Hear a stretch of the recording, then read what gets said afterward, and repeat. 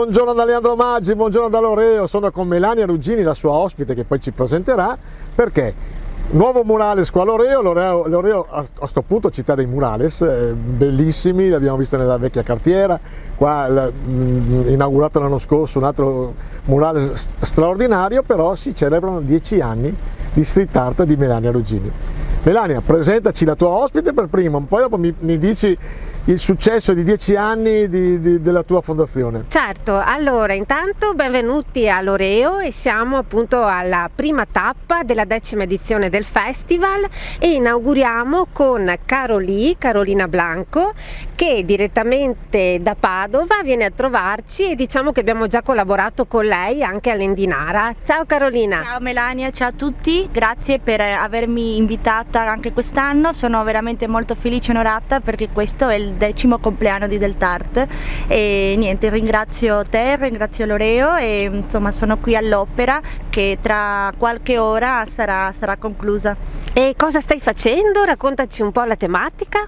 Allora, quest'anno invece per la tematica del festival creerò Amore Universo ed è un filo diciamo di percorso che ho già un po' sviluppato, ma mi piaceva svilupparlo qui a Loreo appunto per Deltart, dove creerò 3 cuori con la realizzazione di questi bambini che interagiscono con i loro pupazzi, con i loro giocattoli e anche trasmettendo in qualche modo, simulando una loro forma d'amore.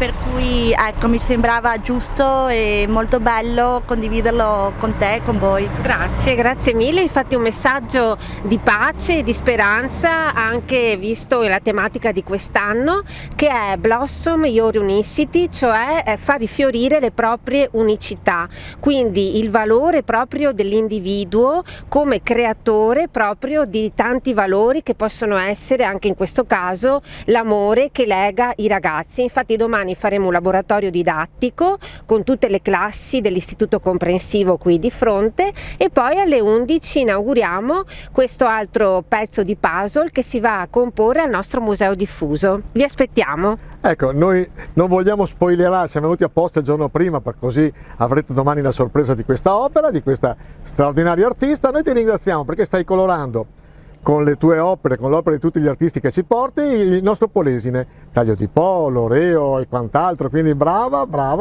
Grazie. Come associazione, bravi tutti gli artisti che abbiamo il piacere di ospitare. Grazie mille, vi aspettiamo per la prossima inaugurazione il 9 aprile a Cavarzere in provincia di Venezia. Orario? È sempre alle 11 e la scuola è l'Istituto Comprensivo di Cavarzere, la primaria.